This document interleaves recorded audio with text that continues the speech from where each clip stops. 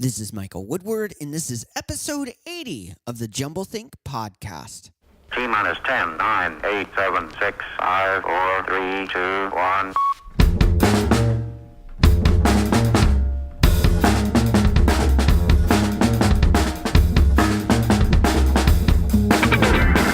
Welcome to the Jumblethink podcast, a podcast focused on telling the stories of dreamers, makers, innovators, and influencers.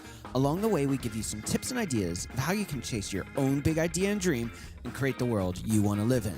Our guest on today's episode is Eric Allred. More about Eric in a moment. Our guest on Monday's episode is Adam Anderson. Adam is a specialist in cybersecurity, specifically in the space of small businesses. He recently wrote a book called Small Business Cybersecurity, and he is the founder of Element Security Group. It's a really fun interview, so make sure to swing back this Monday and check out our interview with Adam Anderson. We have had some incredible guests on the Jumblethink podcast, and we want to make sure that you can go to the next level with learning some of the amazing tips and ideas that they shared. You can swing on over to jumblethink.com and check the resources page and find all of their books from our past guests now.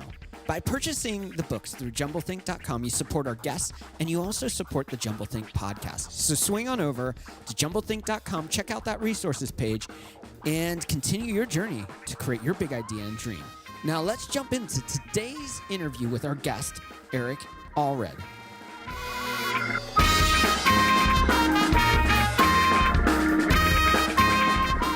I am super excited about today's guest. His name is Eric Allred. He is an entrepreneur and just all-around cool guy. He's worked with many startups, including his own and others. He's helped raise funding for startups and get them on their journey of creating something awesome. Recently, he partnered with a few other people and started an amazing company in the digital marketing space called Unicorn Innovations. It's a super fun interview. So let's jump into our conversation with Eric Allred. Eric, I am really excited to have you on the podcast. Thanks for taking time out. Yeah, thanks for having me, Michael. Now, you are a crypto enthusiast, and being that it's October and Halloween, that kind of sounds a little cryptic and mysterious. What is cryptocurrency? What is the crypto world? What does that mean? Yeah, I think crypto coming from, cryptography, but if you ask, I think a lot of the, evangelists, I think that's the right pronunciation. I think when we think of cryptocurrency, it's really about just returning the responsibility of money, back to the individual. And then obviously you have, blockchain technology, which is really the larger, underlying technology, separately from that. That's cool. And we're talking kind of the world of Bitcoin and other virtual currencies, right?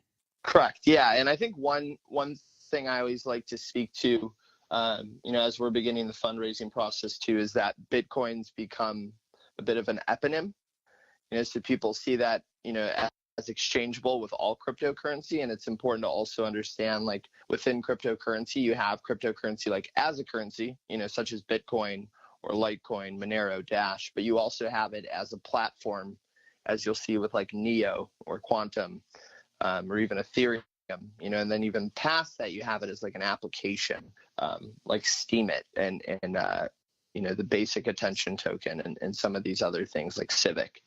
So I always like to bring that out because right now we're seeing large increases, in the value of Bitcoin and Bitcoin as a currency.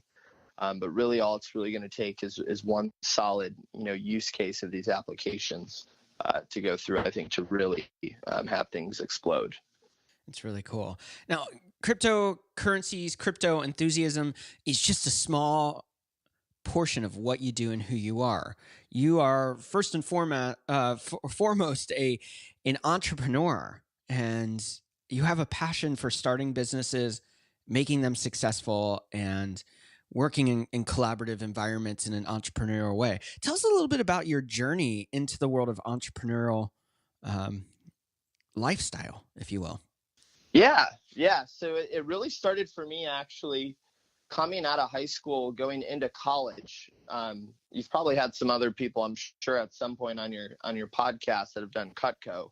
Yeah. So I was another one that was dealing the steel. And really what that, taught me just at a really young age, is that I wanted to be paid for like what I'm worth. Whatever the value is, I kind of liked that dopamine hit, so to speak, of immediate reward.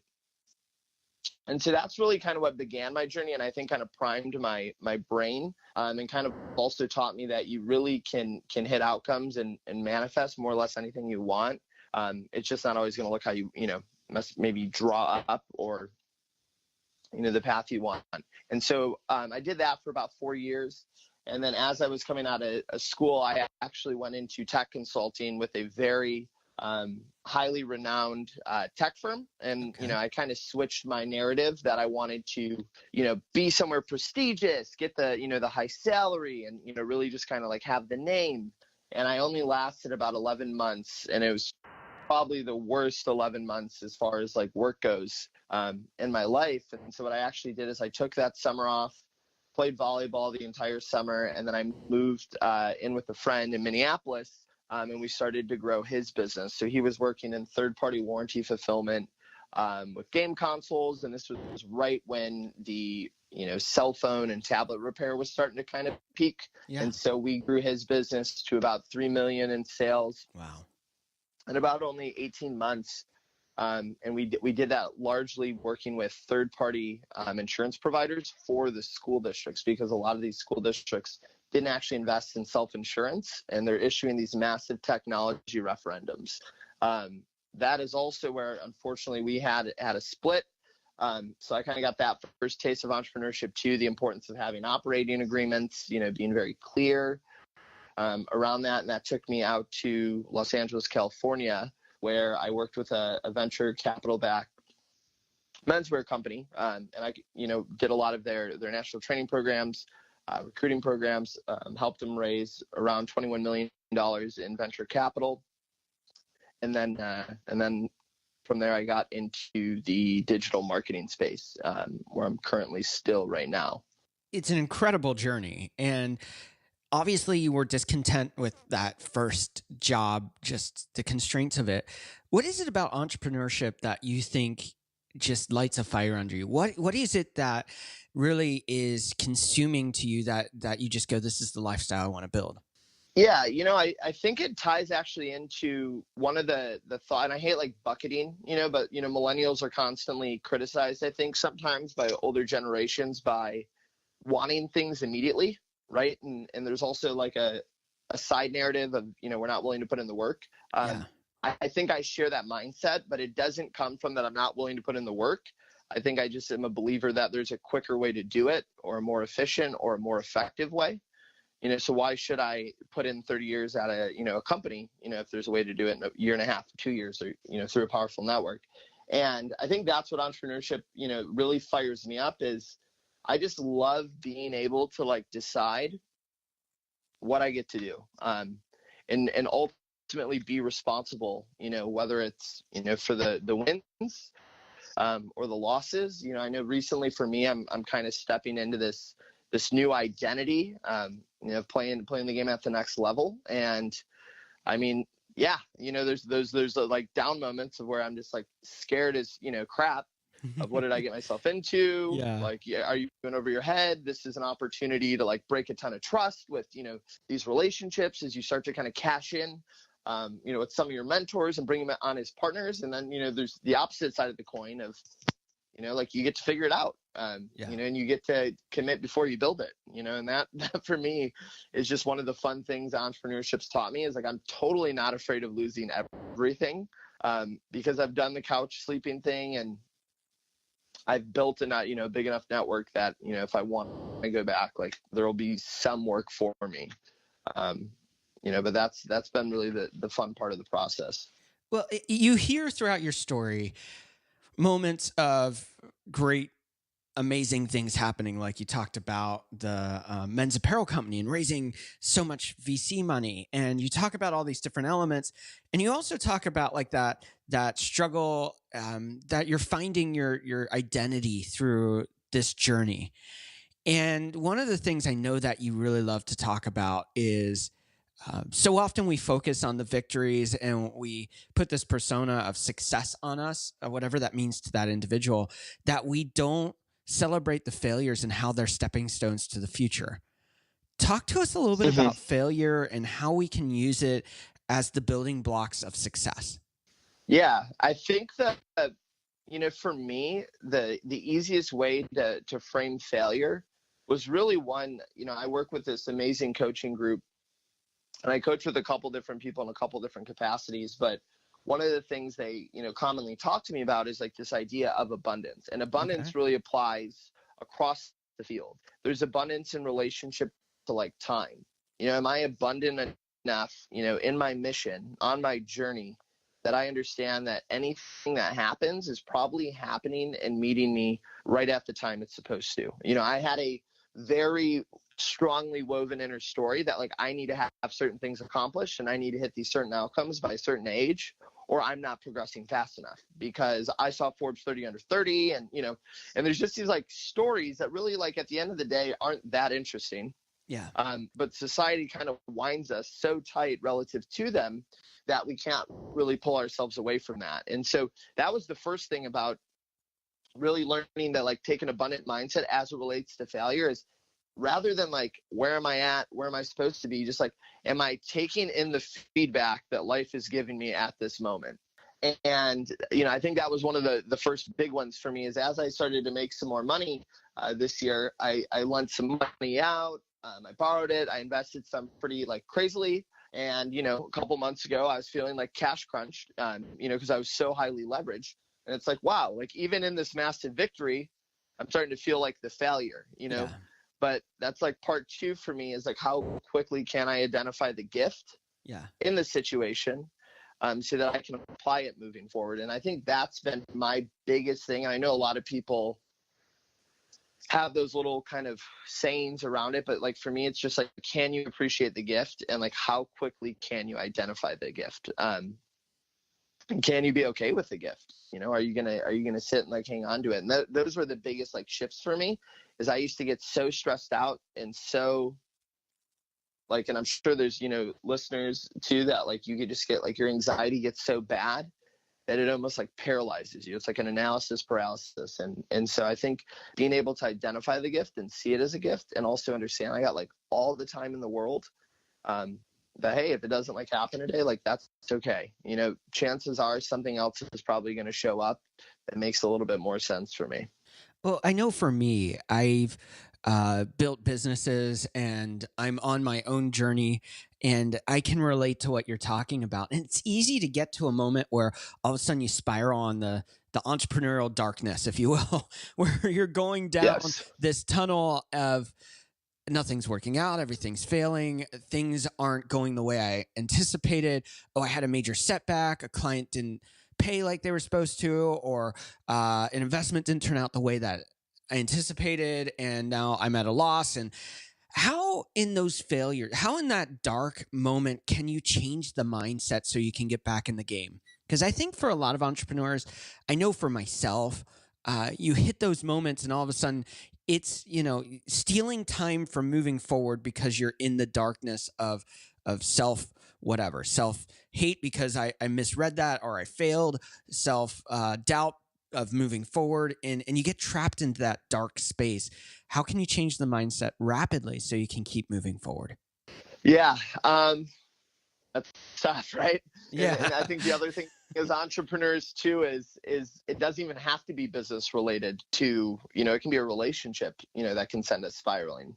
And I think that's, one of the other kickers. For me, I think it just comes down to one practice I use every morning is I write down the 10 things I get to do to like realize my vision.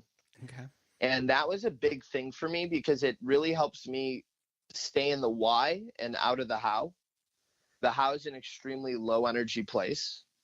And I feel like when we're in those dark times, we're like in a big pile of how.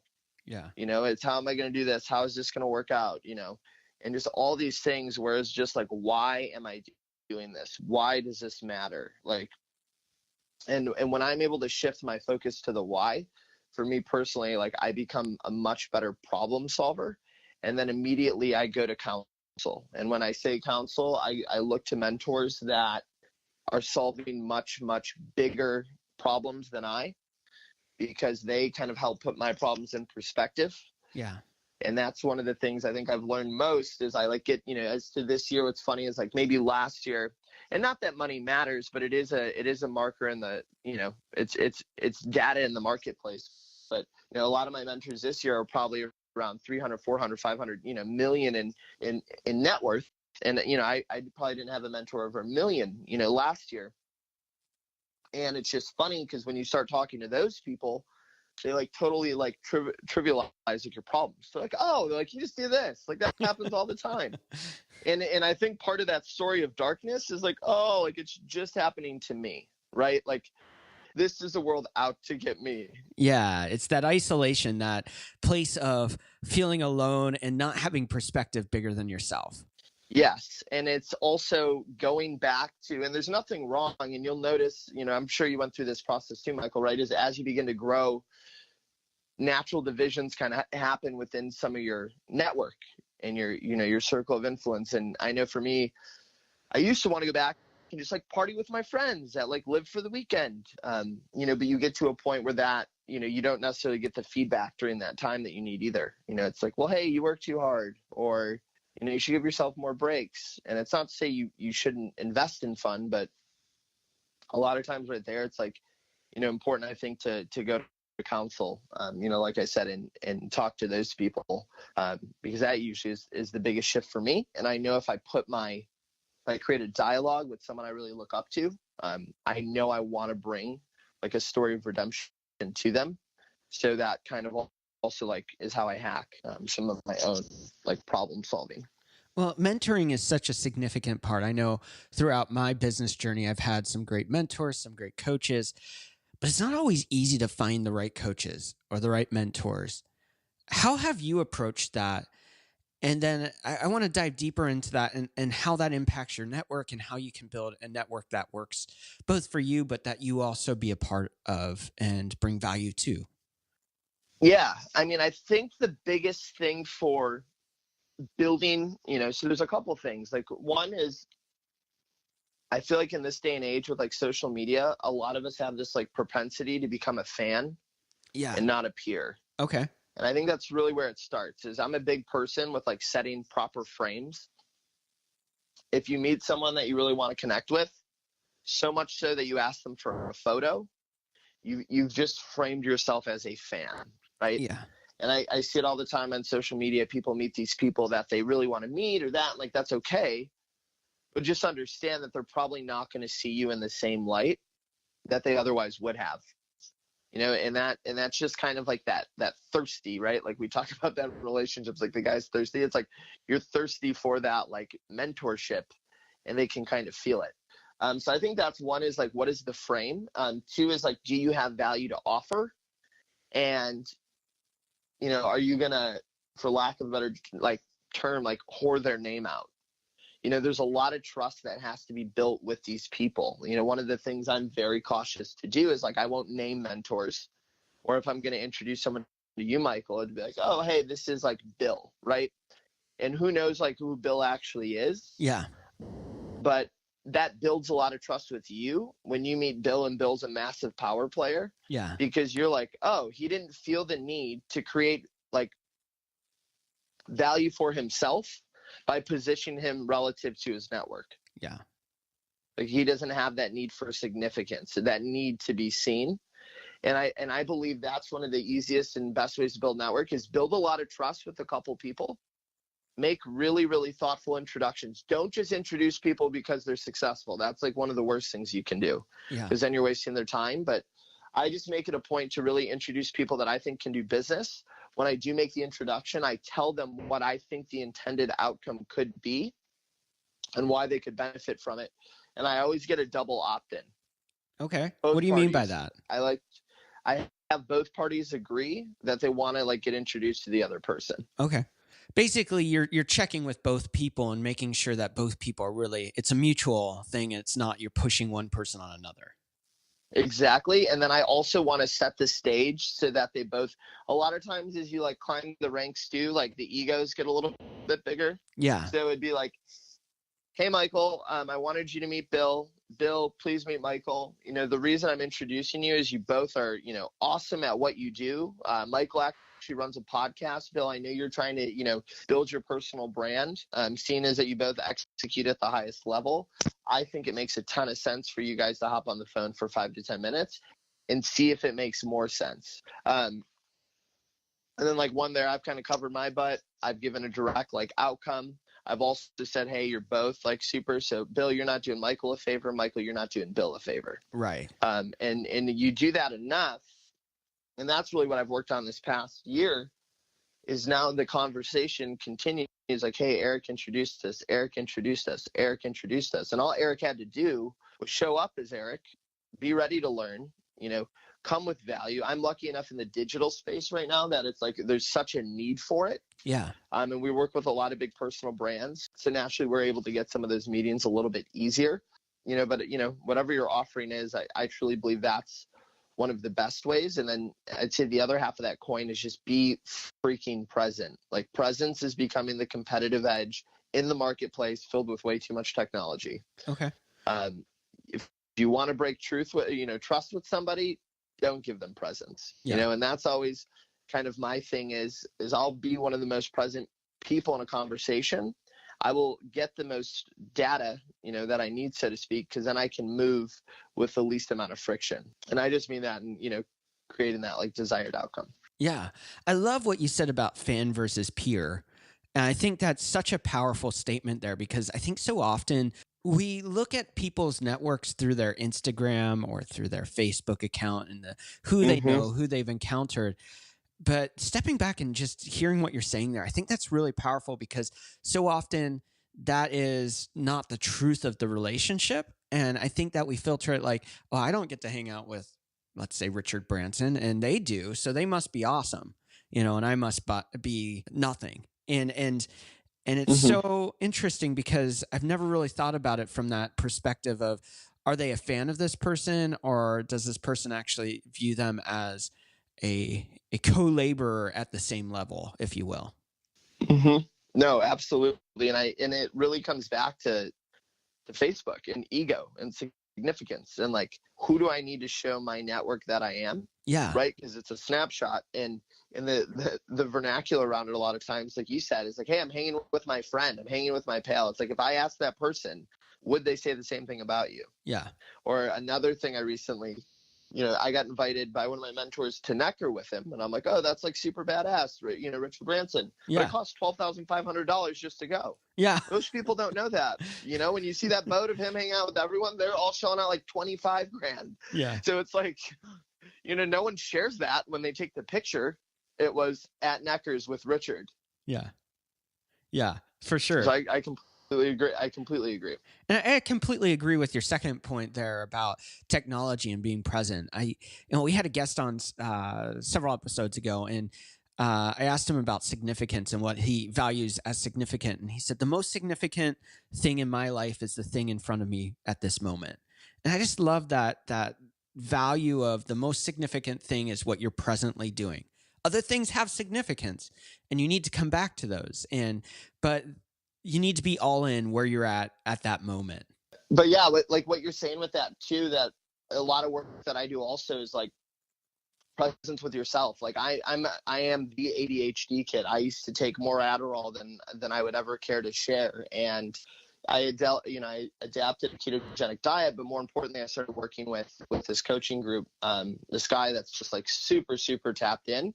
And we work a lot with like meditation. I'm doing a retreat with them in Guatemala this weekend for a week, where we just take time to really remove all the layers, you know, that we have and kind of get back to like who we are. Because I think one of the most important parties you can give presence to is yourself.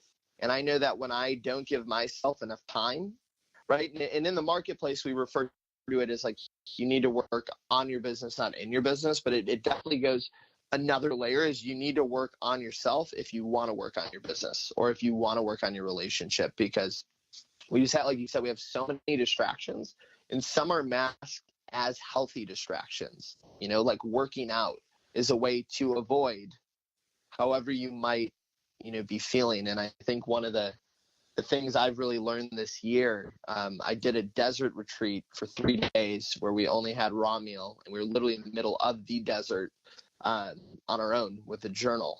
Wow. And it was just like an opportunity to completely marinate, pretty much in your own feelings. And you're out in nature, like you're in nature. And so it was just like a really interesting experience, but it taught me a lot about like just how important taking that time for yourself is, especially as entrepreneurs, because we are almost hardwired to have to compartmentalize and push away. Yeah. And push through. I think it catches up with you. So that's just been like a huge breakthrough for me this year. It's just like giving my kind of body and self like time to go through that trauma or that range of emotion, because it frees up a lot of that like bound energy I feel like we keep in our in our body. Yeah, for sure. At the top of the interview, you talked about a little bit about how you can make quick shifts, tiny little shifts that make huge difference. And that so often we think that success has to take forever to grow. And tell us a little bit about how we can use micro shifts or how we can move quickly in growing our business and growing what we're doing. Yeah, I think it starts with, the mindset of being more long-term. When I got less concerned about making money and more concerned about building something, I think a lot of those shifts naturally happen quicker. And I think it's also about like, are you taking the feedback, once again, that you're getting, whether it's from the marketplace, or your employees or vendors, service providers, whatever they may be. And are you not too attached or married, to any idea or concept, which, like comes back to the ego thing, willing to let other people, share and not have such an attachment that, that they can't, be the person that, comes forward. And that's really been the biggest thing for, I think, success for me, is like allowing the higher intelligence of like collaboration to come through and understand that, like, Michael, if you and I are working together, the highest, the best idea is like definitely somewhere between us. And am I willing to allow that to come through, or do I need to stomp you out in our conversation, for the sake of like agenda? And that just comes back to, is it more important for me that the company succeed, or that Eric's seen as CEO and the company does well? Well, how can you use collaboration to your advantage? Because I agree completely that collaboration, whether it's internally in your own business or externally with the people that you're partnering with, whether it's a client, whether it's a another partner in industry to grow together, how can collaboration really be a tool that isn't leveraged well, and how can we overcome that and create something that gives us value and we give value? Yeah, I mean, I think you hit it right on the nail on the head. Is like collaborate with other people in your industry. I think that's like really where it starts. There's this like scarcity we have that like I can't share with you because you may take my idea. It's like, look at the marketplace. Like, you're not going to become Amazon overnight. Yeah. Right. Like, so any idea, you have is like, it makes sense to share it, because if you want to be here a year from now or 2 years from now, both of you can kind of speed up that cycle. So I really believe it actually starts like, I don't want to maybe say, yeah, maybe your competitors. Like, we'll talk with a lot of other people from different agencies. We'll ask them what type of, funnels are running. We'll have them come to our masterminds. We'll go to theirs, because we know collectively we want, performance marketing and digital marketing to stay around. Big brand dollars are starting to pour in. Facebook, tends to favor, the larger brands. They don't want necessarily like product-based businesses.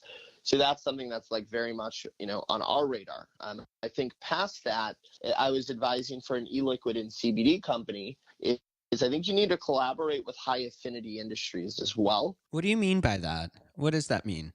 So I started talking to people that were in like beveraging. So I read the book about Sam Adams, founder. Okay. And it gave me a ton of ideas for how we were going to use distribution in the e-liquid space. Okay. And so that kind of prompted, or turned a light bulb on, is like, well, what other industries are there that have an extremely, are highly related, or they're more or less like a copy of this industry as far as a lot of the fundamentals go, whether it's distribution, or fulfillment, packaging, what other lessons can I learn, and how do I get out of what I call like the sandbox? Okay. So I can have some more robust like problem solving. That's good. That's good. Now, first I've got to ask, how old are you? 28. I think that we're moving into a time where a new generation is coming up, and I think you're part of that, where people aren't happy with just accepting the status quo of a 9 to 5, a status quo of I'm going to go work for a corporation that doesn't care for me, whatever that looks like for them. You're 8 years into a career post college and all of that. How would you, looking back, what would be the recommendation you would give to your younger self, knowing what you know today? I think there's some people listening that might be going, well, that's good. You both are in this, you're doing this, but what are the things you would look back and go, I wish I would have approached this differently, or maybe the lessons that you learned that somebody else can learn from you, and not go through that pain again? Yeah. One would be not taking everything so personally. That's good. I'm an extremely like emotional person. Yeah. Like I'm just someone that like, I'm happy, I can get sad. I've gotten better at operating in equanimity. But as a kid, like I was always the kid that would like overshare, right? And then like someone tells your secret, you're upset, you're crying at school. Like that was me. And I think that in my adult life kind of carried to like taking everything personally. Like, why is this happening to me? Why, what does this do? And I had a really hard 2 years, with multiple families. So, like really tough 2 years that made me grow up, these past 2 years. And it was like my thing. So my first thing would be like, don't take everything so personally. Like you are super unique, but you're also not in relation to probably what's happening to you, which should actually be encouraging to go reach out and find stuff. The second thing would be like, do not feel the need to do it on your own. When I was, $40,000, $50,000, $60,000 in debt, trying to make things work, like the narrative going through my head was I need to figure this out, because that's a way like cooler redemption story if I do figure it out, is I did it all on my own. And the second I started to like reach for leadership, I just like sped up that curve, and then it comes back to like, if I would have got out of my own way, I probably wouldn't have had to sit in that, for that long. My third is, if something doesn't feel right, or you don't feel like you belong there, or you shouldn't be doing it, be willing to take the risk, but also understand what the potential downside is. And I say that for me is I wish I would have dropped out of college when I wanted to. Yeah. I wanted to drop out sophomore year. I got good grades. It just like wasn't that interesting for me. Like I didn't see the application, and I'm not telling everyone listening drop out of college, but I'm saying like for me, had I followed that gut, that's something I always look back at, is like that's 2 years of feedback I could have gotten. Yeah.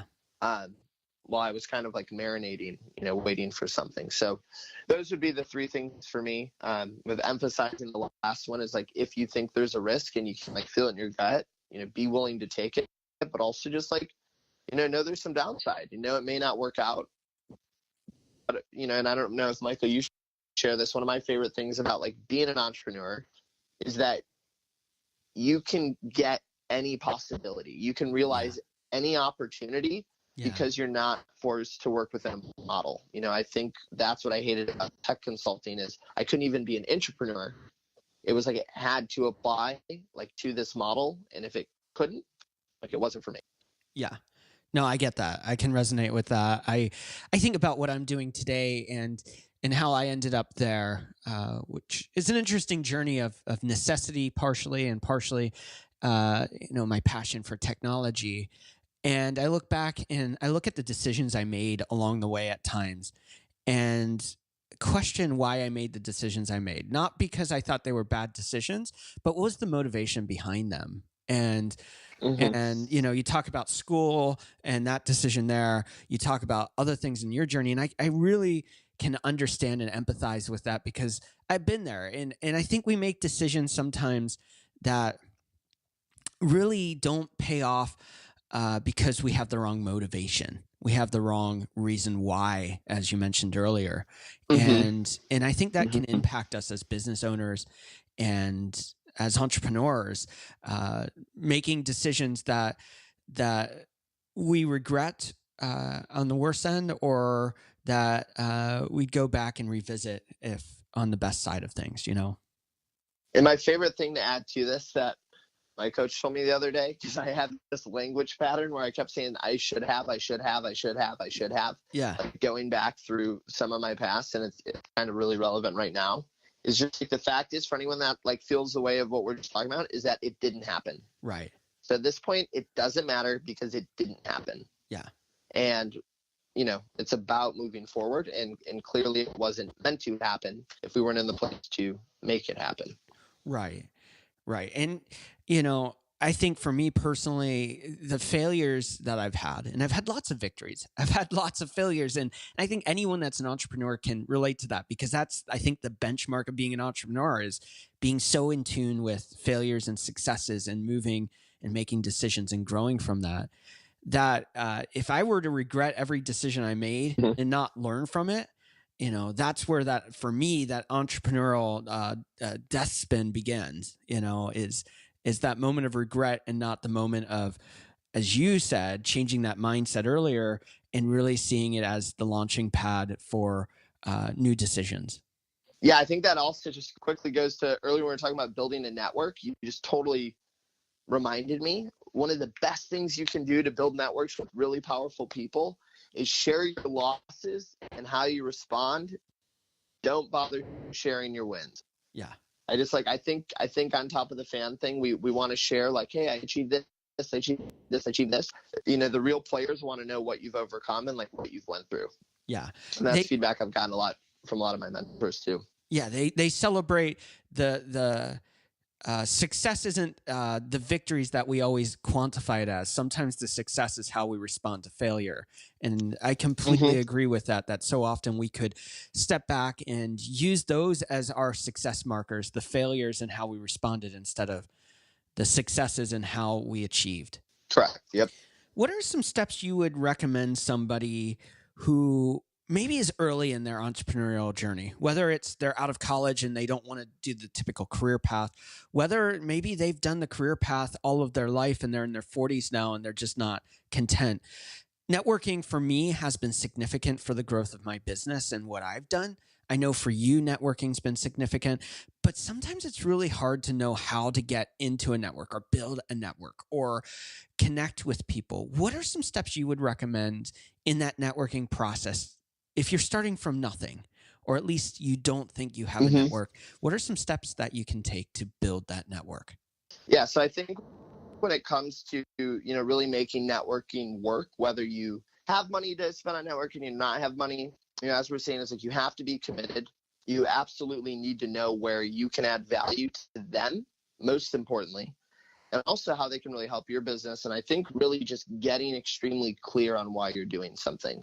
If you're able to communicate to them exactly why you're doing what you're doing, it changes the frame, and it really allows people to like enroll in your mission, you know. And that's one thing I've wanted to do, is make sure that I create a big enough vision that other people can be a part of it, if they don't necessarily have like a vision for themselves. Eric, you know, there's a lot of people that are listening, and I know that they're really connecting with what you're saying. They are new on the journey, or maybe they're in the journey, and what you've shared today has really impacted them. How can they find or connect with you? Yeah, they can go to ericallred.com, and on there they have like a connect with me, and they can actually just shoot me a message if they wanted to chat, or really anything else. I think I have a tab for like consulting, a bunch of stuff. They can just check it out on the website. That's ERICALLRED.com. That's really great. We'll also make sure to include that link in the episode notes so that it's really easy to find. Awesome. Well, let's dive into our rapid fire questions as we wrap up today's episode. What is one tip you would give someone with a big idea and dream and they simply don't know where to start? Find someone that you really trust that has like built a business, and ask them to mentor or advise you if you have a good enough relationship. What is one change you'd like to see in the world? The feminine being more respected. That's one thing I'm really committed to is, empowering not only minority, but also female entrepreneurs, and really, working to, our responsibility as men, to just make the marketplace more receptive, to more people. What do you want your legacy to be? I want my legacy to be that I was the most fun and people the happiest when they got to work with me, and really just I was someone that, kind of helped them and gave them permission to just be more of themselves. Now, I know earlier you don't name names usually with mentors and that kind of thing, but I'm going to broaden this, and it's a question I ask everyone. Who or what inspires you? Yeah, what inspires me is the I will say it, the group I coach with, Epic Act, and Ben Skemper, he's my personal coach, and he just has such a massive mission that's so countercultural at this point, but it's so on point. And I just appreciate, he's probably the most committed and consistent person in my life. And he just I got a call from him later today. I'm pumped up thinking about it. But he just, allows me to show up in a much bigger way because of how he shows up for me as a coach. That's really cool. What are you currently reading, watching, or listening to?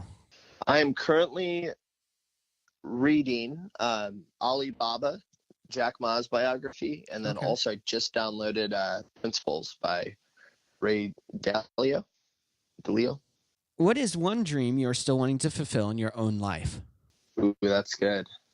I think for me, it's kind of a selfish, funny dream, but I really, really, since I'm moving back to LA at the end of the month, I used to live there for 5 years. I really want to attend a red carpet event as someone that's specifically, but also carry the mystique of what the heck is he doing here? That's just something that I always think would be so funny, because I would love to meet the athletes and, the actors and the actresses, just anybody that, performs at that level. I think we have an opportunity to learn a lot from. Really cool. Eric, it's been so much fun talking to you today on the podcast. Thanks for taking time out and sharing so much incredible wisdom with us. Thank you, Michael.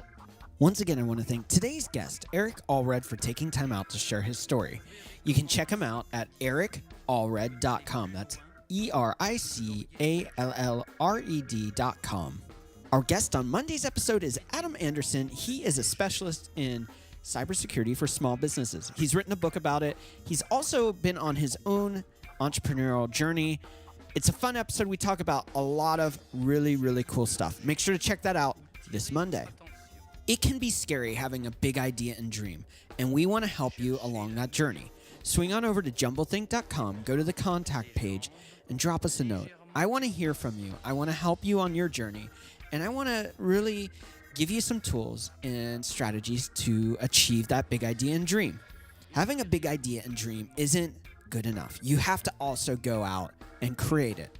We want to help you. Swing on over to jumblethink.com, fill out that contact form, and let's start the journey together. Thanks again for tuning into today's episode. Make sure you swing back on Monday for another incredible episode. Les mères de famille, les enfants, peuvent également prendre un moment revitalisant dans quelques mois, lorsque vous aurez bien saisi la technique et que vous serez maître de votre corps. Vous pourrez vous décontracter même en travaillant.